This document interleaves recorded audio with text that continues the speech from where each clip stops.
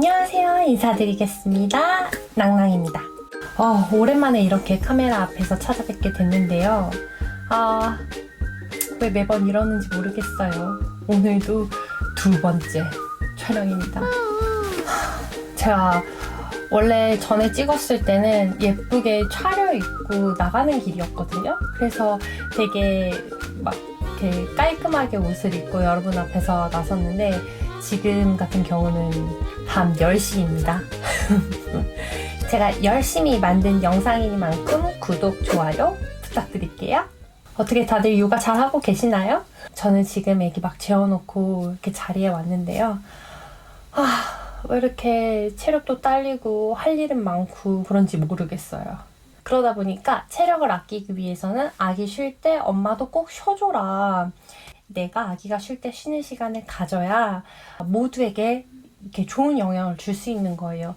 저는 정신력은 체력에서 나온다고 생각하는 그런 편이거든요. 그리고 조금 더러우면 어떻습니까? 응? 좀 엄마가 마음을 내려놓는 것도 필요할 것 같아요. 자, 오늘 오프닝이 너무 길었는데요. 오늘 진짜 제가 찾아뵙고자 하는 주제는 바로 이건 꼭 사라 하는 베스트 아이템들 한번 이야기를 해보겠습니다. 전에 제가 다뤘던 주제 같은 경우는 출산 전에 이거는 꼭 사야 돼, 없으면 정말 안 돼 하는 물건들에 대해서 알아봤는데요. 이번 주제 같은 경우는 이거는 진짜 템빨, 이것만 있으면 육아 굉장히 쉬워진다, 이건 좀 샀으면 좋겠다 하는 그런 추천템들로 모아보았으니까요. 같이 한번 보고 즐겨주셨으면 좋겠습니다. 첫 번째 강추템, 브레자입니다.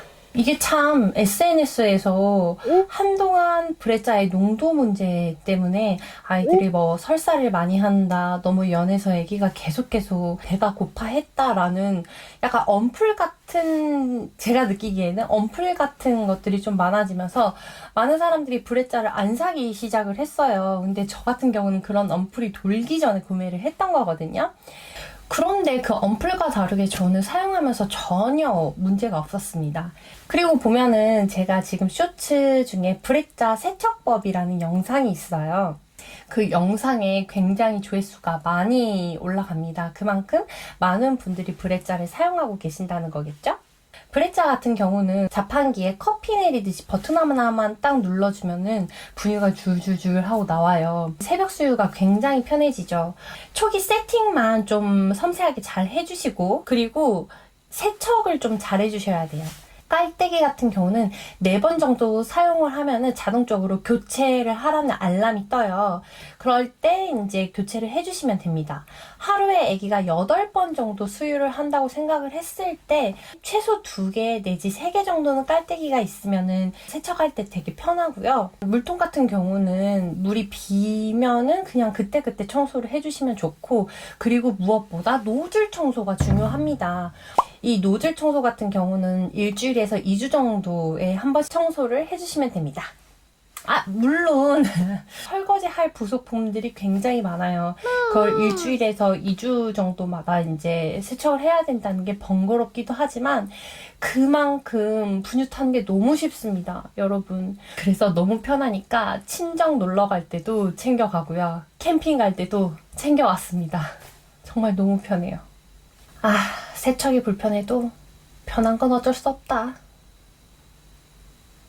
이건 꼭 사라.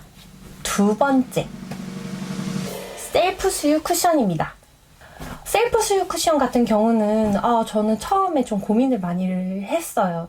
애기가 목 가누는 힘도 없는데 셀프 수유 쿠션은 너무 엄마 편하자고 있는 아이템이 아닐까 하는 그런 죄책감도 있었고, 그런데 저도 모르는 사이에 남편이 수유 쿠션 없이 이미 셀프 수유를 시키고 있는 거예요. 수건을 받쳐서 그 위로 젖병을 올리고 벽으로 딱 붙여서 한 다음에 먹을 수 있게끔. 그래서 옆에서 이렇게 지켜보고 있는 거예요. 아주 대단하다. 진짜 할 말을 잃는. 그래서 그때 실은 셀프 수유 쿠션이라는 게 있다, 한번 그거를 구매를 해볼까? 이렇게 돼가지고 셀프 수유 쿠션을 사용을 해봤는데 제가 걱정했던 거랑 다르게 너무 편하고 아기한테도 나쁘지 않은 아이템이었습니다. 제가 제일 걱정했던 건 아기가 고개도 못 가누는데 이거를 이렇게 물었을 때 너무 압박감이 가해지지는 않을까? 이거를 뱉고 싶은데 뭐 못 뱉으면 어떡하지? 이런 걱정이 있었거든요. 그런데 수유 쿠션 같은 경우가 이렇게 젖병을 이렇게 꽉 잡아주고 있어요. 그래서 아기가 이렇게 고개를 살짝 돌리거나 혓바닥을 잉 하고 밀면은 그냥 자연스럽게 젖꼭지가 나와 있는 구조더라고요. 그래가지고 이거 애기한테 무리가 가지 않겠는데 라는 생각이 들었어요. 셀프 수유 쿠션 종류가 다양해요. 이렇게 목에 거는 것도 있고, 그리고 머리 짱구베개처럼 이렇게 나와가지고 이렇게 눕혀서 사용하는 것도 있습니다. 저희는 2개 다 사용해봤는데요. 2개 다 나쁘지 않았어요. 두 손의 자유를 얻는 그런 시간을 한번 가져보셨으면 좋겠습니다. 이건 꼭 사라. 3번째 아이템. 타이니모빌. 아니, 타이니모빌 당연히 사야 하는 거 아니야? 라고 생각하실 수 있어요. 네, 그래서 추천합니다. 당연히 사야 합니다. 왜 다른 모빌도 아니고 타이니 모빌이냐 하면은 이 바닥 받침을 제거를 하면은 침대 고정에서도 사용을 할 수가 있습니다. 180도 선상에서 다양한 각도로도 모빌을 조정을 할 수가 있어요. 사용을 할 수 있는 형태가 다양하고요. 그리고 다양한 노래들이 들어있어요. 백색 소음도 들어있고 심장 소리도 들어있고 그리고 클래식도 들어있고 자장가도 들어있고 다양한 음악을 들려줄 수 있는 그런 모빌이고요. 그리고 이게 그냥 돌아가는 게 아니라 이 이파리들이 중력에 의해서 인형들이 한 번씩 더 꺾이면서 돌아요. 인형 움직임이 굉장히 다채롭더라고요. 저희가 밥 먹을 때 굉장히 유용하게 사용을 했습니다. 이제 뭔가 인형을 잡을 수 있을 듯 말 듯한 각도에서 이 모빌을 걸어주면은 아기가 그거 보고 막 인형 다리 잡고 흔드느라 저희가 밥 먹고 있어도 울지도 않고 가만히 기다려주더라고요. 그런데 왜 팔았냐? 아기가 힘이 너무 좋아가지고 이제는 다리를 잡고 흔드는 수준이 아니라 잡아 뜯고 막 흔들고 하면서 모빌이 쓰러지더라고요. 이건 조금 위험하다 싶어서 그때 겨우 보내줬습니다. 참고로 당근으로 굉장히 잘 팔리더라고요. 당근으로 구매하시고 당근으로 파시면 손해보는 금액이 없을 정도로 회전이 굉장히 빠른 상품이기 때문에 당근을 추천드립니다. 그 다음 추천을 해드릴 아이템, 베이비변 바운서입니다. 바운서면 바운서지 왜 하필 베이비변 바운서냐 하실 텐데요. 자동이 아니라 수동 바운서기 때문입니다. 수동 바운서 같은 경우는 아기의 움직임이 따라서 바운서가 진동을 달리 하는데 기계 바운서와 달리 자연스러운 흔들림이 아이들한테 거부감을 주지 않는다고 해요. 전자파에서도 벗어나겠죠? 무엇보다 베이비변 바운서 같은 경우는 싫어하는 아이들이 잘 없다고 해가지고 구매를 했고요. 아무래도 찾는 분들이 많기 때문에 그만큼 감가가 별로 되지 않아요. 당근으로 재팔기에도 좋은 아이템입니다. 저 같은 경우는 아마존 재팬에서 구매를 했는데요. 그때 당시 배송비 포함해서 대략 한 17만 원 언저리 정도에 구매를 했거든요. 굉장히 그때 할인 행사도 많이 하고 아마존 멤버십 가입을 하면은 또 그때 할인 행사가 들어갔었어요. 그렇게 특가를 노려가지고 구매를 했었는데 그 이동 가방 25,000원 정도 주고 그렇게 이제 세트로 박스까지 완제품으로 해가지고 당근으로 16만 원 정도에 보냈습니다. 굉장히 잘 쓰고 그렇게 당근으로 잘 보내준 상품이었죠. 많은 분들이 찾고 역사가 굉장히 오래된 수동 바운서기 때문에 안전 같은 경우는 한번 믿고 사용을 해보셔도 좋을 것 같습니다. 그리고 무엇보다 아기가 허리에 힘이 없어서 아직 앉지 못할 때 저희 같이 앉아있는 느낌 내기는 굉장히 좋더라고요. 의자 대신으로 많이 여기저기 외출할 때 들고 다니면서 썼던 것 같아요. 특히나 바닥에 막 내려놓지 못하는 아주 어린 아가일 경우에는 외출할 때 굉장히 큰 도움이 됩니다. 꼭 사야 되는 아이템, 리안 드림콧 아기 침대. 이번에도 브랜드명이 붙었네요.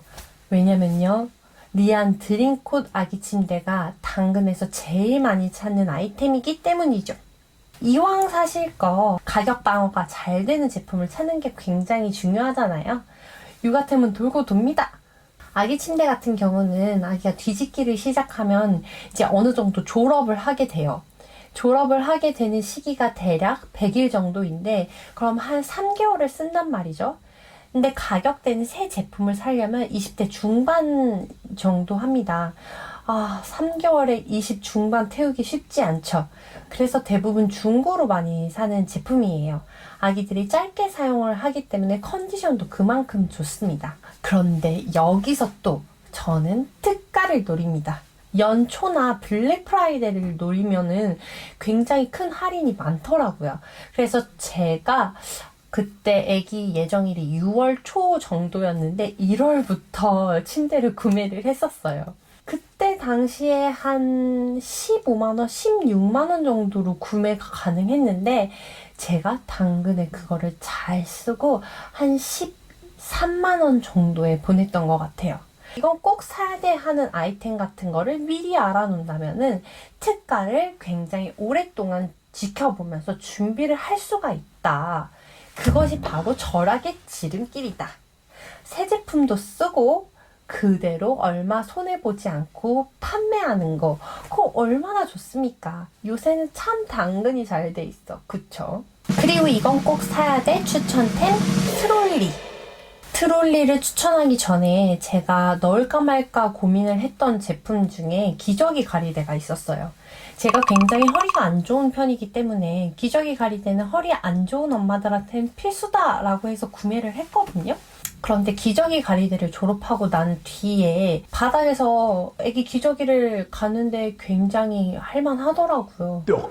허리가 오히려 안 아프더라고요. 그래서 나 이때껏 뭐 했지? 분명히 편하다고 했는데. 그런데 기저귀 가리대에서 굉장히 더 쓸모가 있었던 부분은 오히려 수납이었습니다. 트롤리를 요새 사용을 하고 있는데요. 제가 사용하고 있는 제품은 리땡클로르 제품이고요.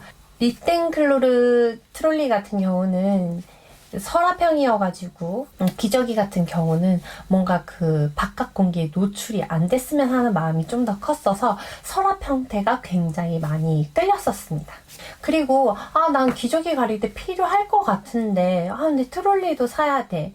근데 그렇게 되면은 너무 공간을 많이 차지해 라고 생각하시는 분들 같은 경우는 트롤리에 기저귀 가리대까지 설치할 수 있게 나온 제품들이 있더라고요. 그래서 두 가지를 한 번에 이용을 할 수 있는 제품도 있다. 그거 알아두시고 좀 많이 서칭을 해보셔서 나에게 맞는 제품을 구매를 하는 것도 굉장히 좋은 방법 같더라고요. 어쨌든 아기용품은 굉장히 많고 트롤리 같은 경우는 거의 이거는 필수템이다 라고 보시면 됩니다. 굉장히 다양한 제품들이 있으니까요. 엄마의 취향에 맞게 상품을 고르시면 될 것 같습니다. 오늘 추천드리는 마지막 육아템 바로 아기 비데입니다. 아기 비데 같은 경우는 아기를 엉덩이 씻길 때 화장실에서 필요한 제품인데요. 아무래도 수도꼭지의 물은 아래로 흐르는데 아기 비데 같은 경우는 각도 조절이 가능해서 엉덩이에 물을 쏴줄 수가 있어요. 부모가 씻기기에 아주 좋은 각도입니다.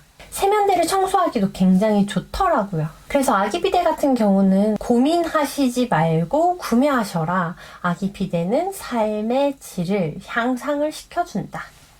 엄마의 허리와 손목을 지켜주는 아이템이라고 볼 수 있습니다. 저희 집 같은 경우는 아기 엉덩이 씻기는 거는 아빠가 담당을 해요. 정확하게 말하자면 아빠의 허리와 손목을 지켜준다.